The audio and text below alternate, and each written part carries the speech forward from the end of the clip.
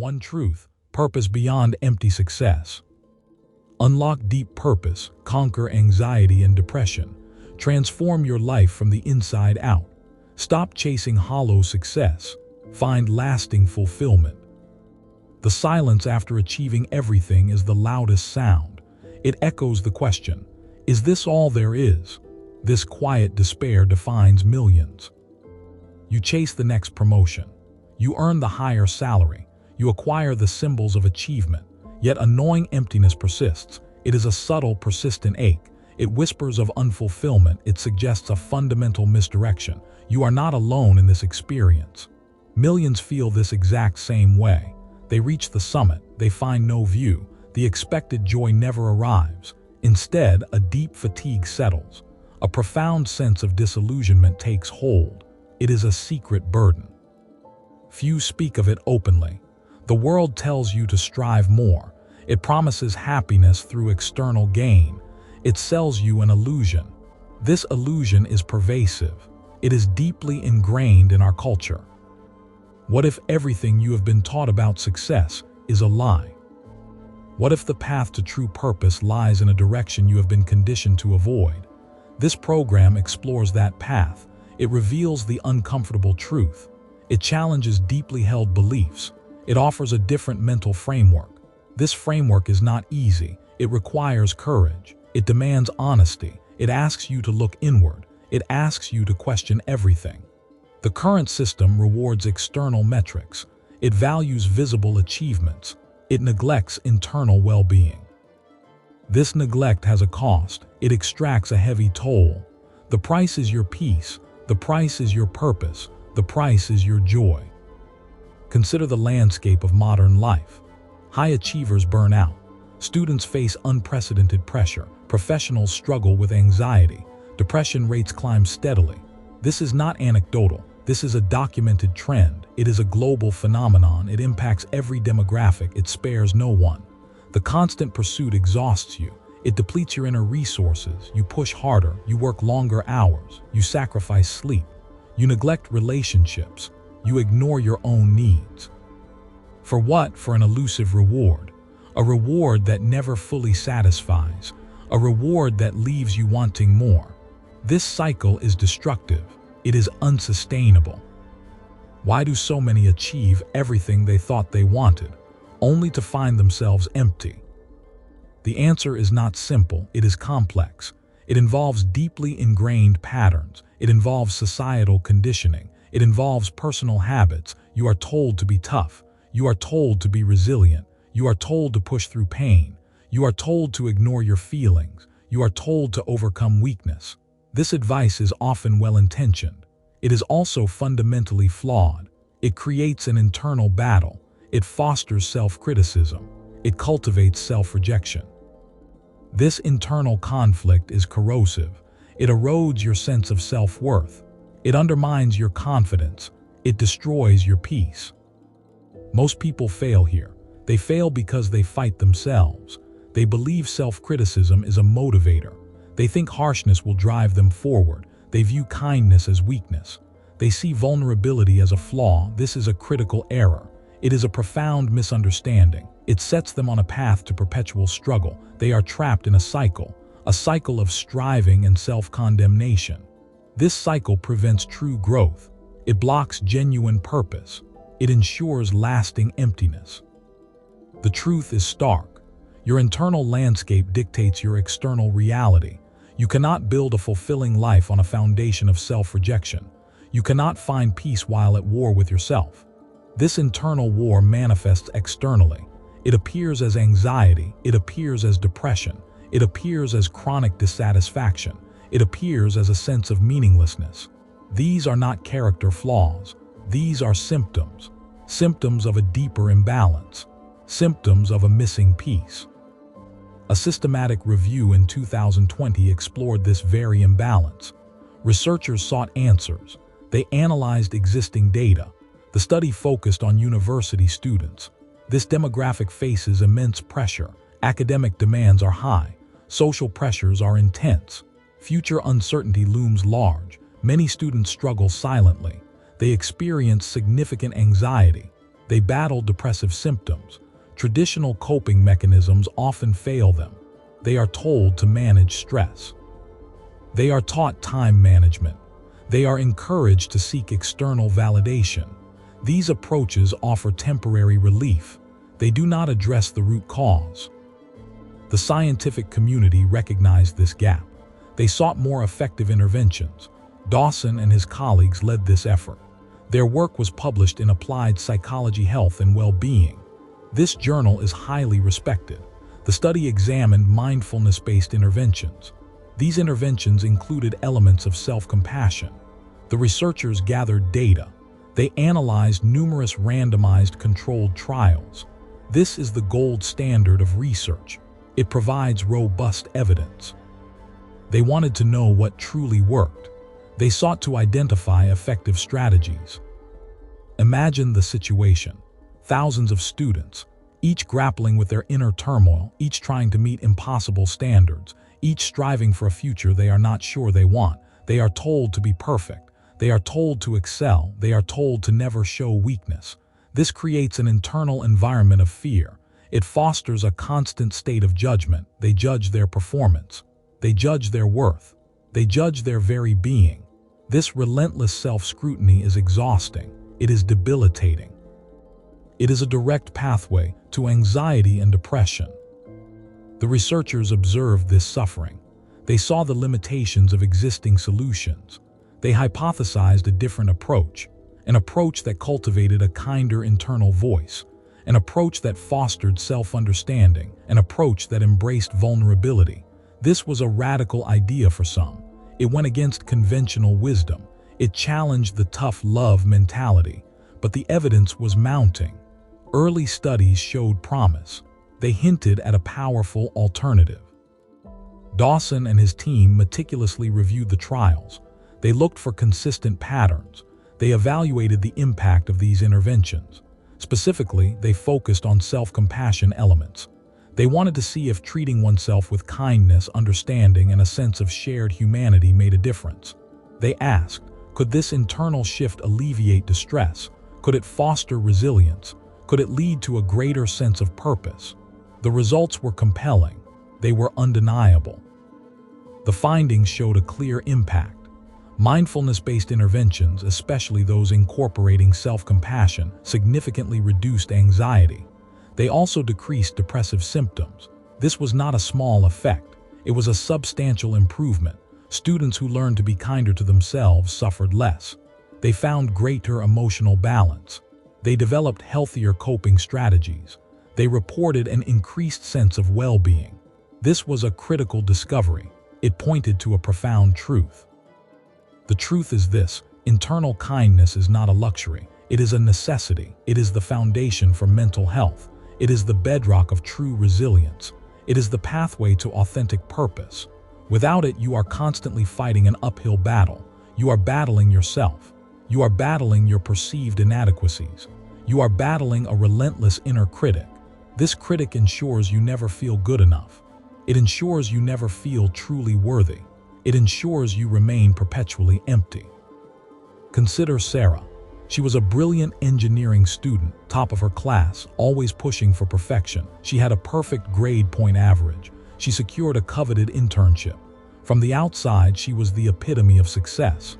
Internally, she was crumbling. She experienced crippling anxiety before every exam. She had panic attacks when presentations were due. She slept 4 hours a night. She felt like an imposter. She feared failure constantly. Every minor mistake sent her into a spiral of self-condemnation. She believed this self-criticism fueled her drive. She thought it made her work harder. In reality, it was destroying her. Sarah's measurable results were clear. Her anxiety scores were off the charts. Her sleep quality was abysmal. Her relationships suffered. She was constantly irritable. She felt a deep sense of isolation. She was achieving everything. She was enjoying nothing. She confessed to her university counselor that she felt completely empty. She questioned her entire path. She felt lost despite her achievements. She was a perfect example of the problem. She was achieving external success. She was experiencing internal desolation. Her counselor suggested a different approach. Not more striving, not more external validation, but self-compassion. Sarah was skeptical. She saw it as weak. She thought it was self-indulgent. She believed it would make her soft. Her counselor explained it differently. They presented it as a mental framework, a way to build inner strength, a path to true resilience. They introduced her to a program that integrated self-compassion practices. Sarah agreed to try it. She had nothing left to lose. The first step was difficult for Sarah. She had to acknowledge her pain, not suppress it, not judge it, just acknowledge it. She learned to speak to herself differently. She started noticing her inner critic, that harsh voice that constantly told her she was not good enough. She began to challenge it. She started with small steps. When she made a mistake on an assignment, her immediate thought was, "You are so stupid. You will never succeed." Instead of accepting that thought, she learned to pause. She learned to reframe it. She would silently say to herself, "This is a difficult moment. I am struggling right now. Many people make mistakes. It is part of learning." This was revolutionary for her. It was not excusing the mistake. It was responding to her suffering with kindness. It was treating herself as she would a good friend, a friend who was struggling. Over several months, Sarah's internal landscape began to shift. Her anxiety scores dropped by 30%. Her sleep improved dramatically. She started sleeping 7 hours a night. She still faced challenges. She still had demanding assignments, but her internal response changed. The panic attacks diminished. The self-condemnation lessened. She found a quiet confidence. A confidence not based on perfection. A confidence based on her ability to weather storms. A confidence rooted in self-acceptance. She realized her drive was not dependent on harsh self-criticism. It was fueled by a deeper desire to learn, a genuine interest in her field. Her grades remained excellent, but now she enjoyed the process. She found purpose in her work. Her relationships improved. She was less irritable. She felt more connected. The emptiness receded. She discovered a profound sense of inner peace. This transformation was measurable. It was undeniable. It was a direct result of embracing self-compassion. The mechanism is simple. Think of your inner self as a garden. You can either tend it with harsh chemicals and constant judgment, or you can nurture it with kindness and understanding. The harsh approach might yield some results in the short term, but it depletes the soil. It makes the plants brittle. It leaves the garden vulnerable. It ultimately leads to barrenness. The nurturing approach fosters growth. It builds resilience. It allows flowers to bloom. It creates a vibrant ecosystem. The inner critic is like a constant herbicide. It damages your roots. It prevents healthy growth. It makes you constantly question your worth. Self-compassion is like rich, fertile soil and gentle rain. It nourishes your spirit. It allows you to recover from setbacks. It helps you grow stronger. It enables you to flourish. So why do so many achieve everything they thought they wanted, only to find themselves empty? Because they have been tending their inner garden with herbicides. They have been conditioned to believe that harshness yields strength. They have been taught that self-criticism is a necessary motivator. They have ignored the fundamental need for self-kindness. They have chased external validation. They have neglected their internal ecosystem. The emptiness is the natural consequence.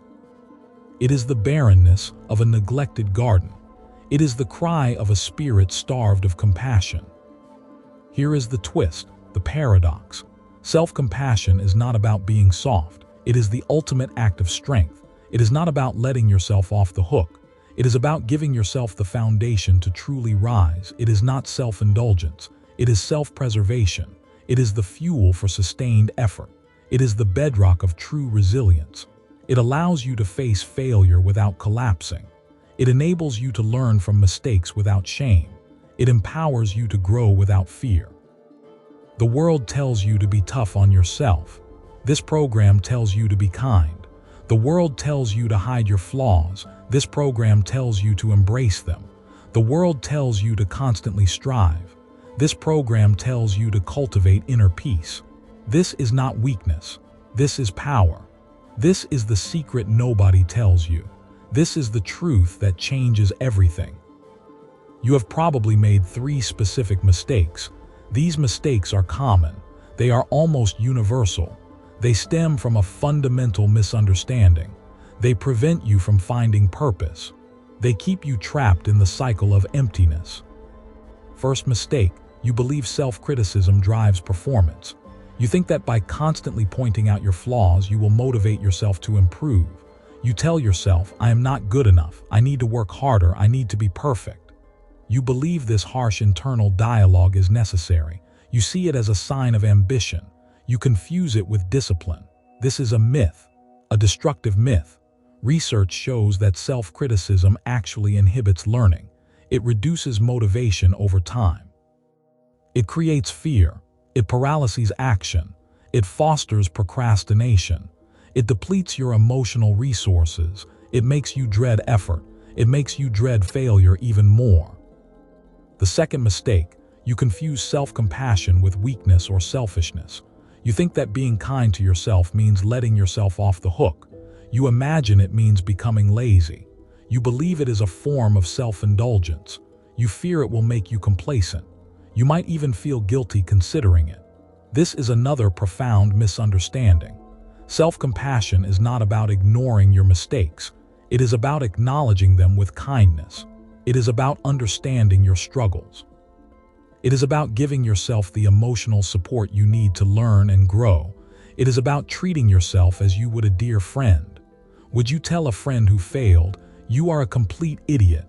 You deserve this"? Of course not. You would offer support. You would offer understanding. You would encourage them to try again. Why do you deny yourself that same kindness? The third mistake, you chase external achievements without internal alignment.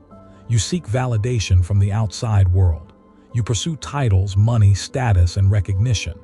You believe these external markers will bring you happiness and purpose. You define your worth by what you do or what you have. You neglect your internal values. You ignore your deepest desires. You disregard your true self. This leads to the emptiness. It leads to the disillusionment. You reach the peak only to find it hollow. You realize you have climbed the wrong mountain. You have built a life that looks good on paper. It feels wrong in your soul. This misalignment is the root cause of much suffering. It ensures that no external success will ever be enough. Now for the concrete method. This is not a suggestion. This is a deliberate practice. It requires consistent effort. It demands your full attention. It is a process of rewiring your internal operating system. It is a mental framework for thriving. First, practice mindful self-awareness. This means noticing your suffering. When you feel anxious, frustrated, or inadequate, acknowledge it. Do not push it away. Do not judge it. Simply observe it. Say to yourself, this is a moment of suffering. Name the emotion. I am feeling stress. I am feeling fear. This simple act of naming creates a space. It separates you from the emotion. It prevents you from being consumed by it. It is the first step towards kindness. Second, recognize your common humanity. Understand that suffering is part of the human experience. You are not alone in your struggles. Everyone faces challenges. Everyone feels inadequate at times. Everyone makes mistakes. When you are feeling isolated in your pain, remind yourself, other people feel this way too. This is part of being human. This reduces the shame. It dissolves the feeling of being uniquely flawed. It connects you to something larger than yourself. It fosters a sense of belonging. It counters the isolating effects of self-criticism.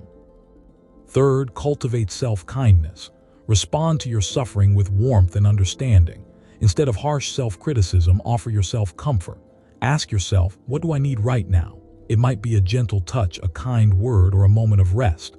Imagine how you would comfort a dear friend in the same situation. Extend that same compassion to yourself. Say to yourself, may I be kind to myself in this moment. May I give myself the compassion I need. This is not an act of weakness. It is an act of profound self-care. It is building your internal reservoir of strength. Let us walk through a scenario. You are working on a project. You make a significant error. Your internal critic immediately flares up. It says, You are so incompetent. You always mess things up. You are a failure. Your first step, mindful self-awareness. You notice the wave of shame. You feel your stomach tighten. Your heart races. You say, "This is a moment of intense self-judgment. I am feeling shame and inadequacy." You acknowledge the feeling without judgment. You simply observe it. Your second step, common humanity. You remind yourself, everyone makes mistakes. Even the most successful people make errors. This is part of the human condition. I am not uniquely flawed for making a mistake. You connect your experience to the universal human experience. You reduce the isolation. Your third step, self-kindness. You place a hand over your heart. You take a slow, deep breath. You say to yourself, "May I be kind to myself in this moment of pain. May I offer myself understanding."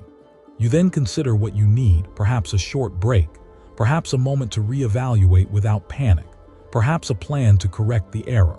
You approach the situation not from a place of fear, but from a place of calm, supportive action. This is the method. This is the practice. This is the mental framework. Another example, you receive critical feedback. Your immediate reaction is defensiveness, or perhaps deep shame.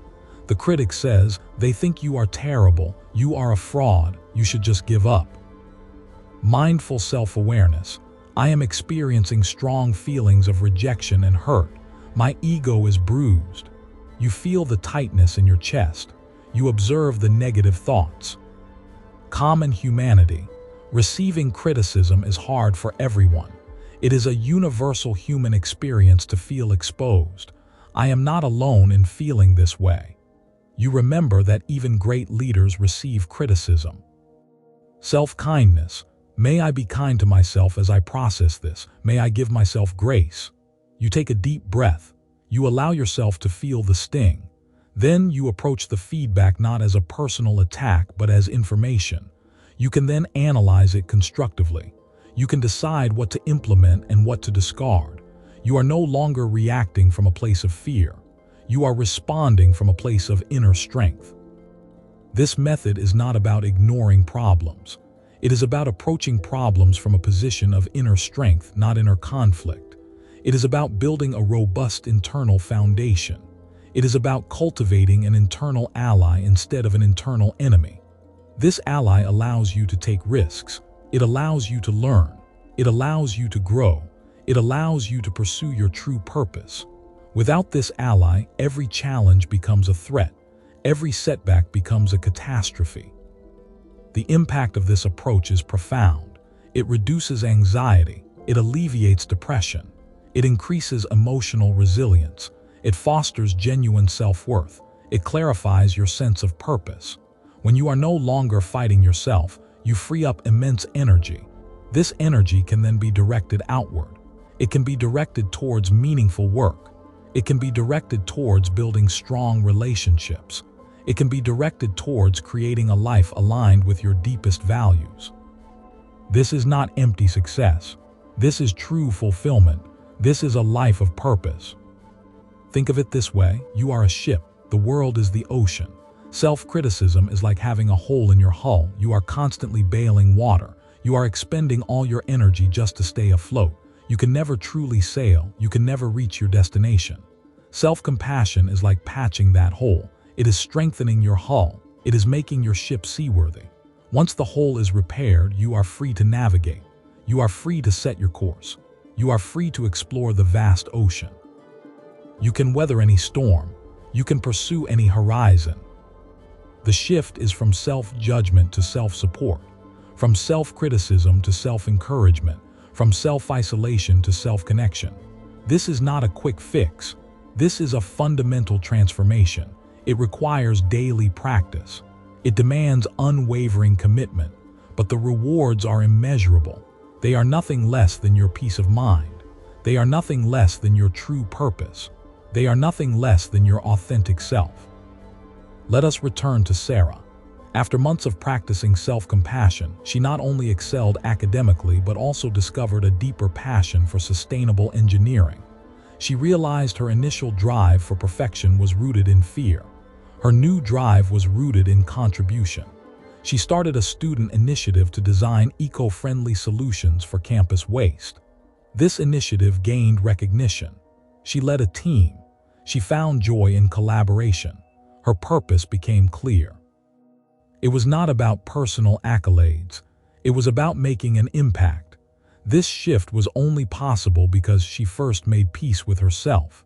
She built a strong internal foundation. Imagine another person, Mark. Mark was a mid-career professional. He had climbed the corporate ladder. He had a prestigious title. He earned a high six-figure salary. He owned a large house. He drove an expensive car. Yet every Sunday night, a wave of dread washed over him. He felt trapped. He felt unfulfilled. He had achieved everything society told him to want. He felt profoundly empty. He often numbed these feelings with excessive drinking. He was caught in the trap of external success, internal despair.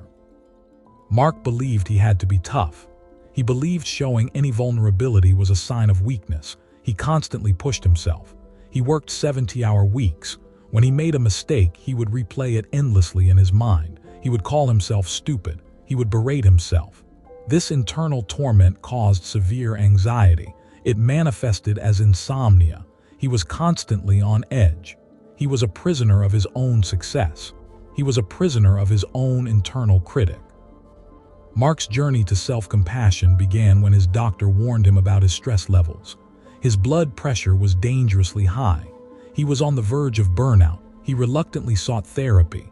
His therapist introduced him to the concept of self-compassion.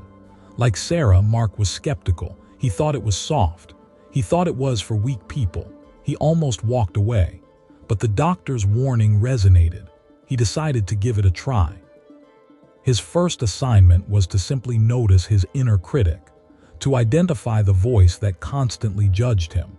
He was shocked by how harsh it was. He was surprised by its relentless nature. He realized he was treating himself worse than he would treat a stranger. He began to practice the 3 steps. First, mindful self-awareness.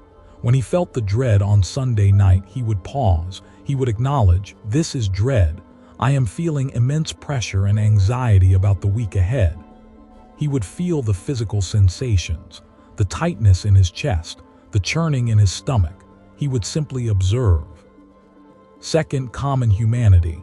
He would remind himself, many professionals feel this way. The pressure to perform is immense. I am not alone in this feeling. He started to see his colleagues not as competitors, but as fellow travelers on a difficult path. He started to feel less isolated. Third, self-kindness. He would place a hand on his chest. He would tell himself, "May I be kind to myself. May I give myself the comfort I need." He started to schedule small acts of self-care, a walk in nature, listening to music, spending time with his children without checking email. These were not indulgent acts. They were acts of self-preservation. They were acts of building resilience. Slowly, Mark began to shift. The dread on Sunday nights lessened. His sleep improved. He started setting boundaries at work. He delegated more. He realized his worth was not tied to his output. It was inherent. He started to question his purpose. Was this corporate climb truly what he wanted? He began to explore other interests. He started volunteering for a nonprofit organization focused on environmental conservation. This brought him genuine joy. This brought him a sense of meaning he had never experienced in his high-powered job. Mark's blood pressure returned to normal. His anxiety symptoms reduced dramatically. He still worked hard, but now he worked from a place of choice, not from a place of fear. He eventually transitioned to a role that aligned more closely with his values. He took a pay cut, but he gained something far more valuable: peace and purpose. He finally understood that true success was an inside job. It was about cultivating an internal environment where purpose could flourish. This method is not a panacea for all life's problems. It will not magically remove challenges, but it will change your relationship to those challenges. It will equip you with an internal resource, a resource that allows you to face adversity with courage, a resource that allows you to pursue your dreams with clarity, a resource that ensures you never again confuse external achievement with internal fulfillment. The core of this mental framework is simple yet revolutionary. It is about treating yourself as you would treat someone you deeply care about, someone you love, someone whose well-being matters to you. Why do we reserve our deepest kindness for others? Why do we withhold it from ourselves? This is the fundamental question. The answer lies in conditioning. It lies in fear. It lies in the misguided belief that self-flagellation is productive. The truth is, it is destructive. It is self-sabotaging. It is the silent killer of purpose. It is the insidious architect of emptiness. You have the power to dismantle it. You have the power to rebuild. You have the power to choose a different path, a path of self-compassion, a path of true strength, a path of lasting purpose. This program is not about telling you what you want to hear. It is about telling you what you need to hear. It is about revealing the uncomfortable truths. It is about showing you a path that few dare to walk, but it is the path that leads to genuine freedom. It is the path that leads to profound meaning. It is the path that leads to a life fully lived. The journey starts now. It starts with a single, deliberate action. For today, identify one moment of struggle. It could be a small frustration. It could be a moment of self-doubt. When that moment arises, simply place a hand over your heart. Take 3 slow, deep breaths. Silently say to yourself, "This is a moment of difficulty. I am human. May I be kind to myself." Do this once, just once today. Observe what happens. Observe the subtle shift. This is the beginning. This is your first step towards a life of purpose, built on the unshakable foundation of self-compassion. This is the truth.